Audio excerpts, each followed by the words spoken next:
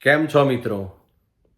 ધીરજ એકલી આવે છે અને ઘણું બધું આપીને જાય છે અને ક્રોધ પણ એકલો જ આવે છે અને ઘણું બધું સાથે લઈને જાય છે.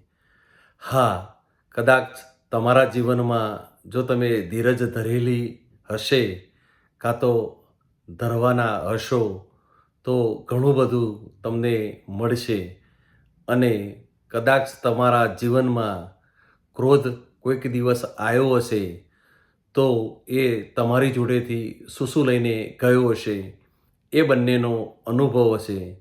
એટલે જીવનમાં ધીરજ ધરવી તો ઘણું બધું મળશે અને ક્રોધ આવેલો હશે તો ઘણું બધું સાથે લઈને ગયો હશે. Thank you. આભાર.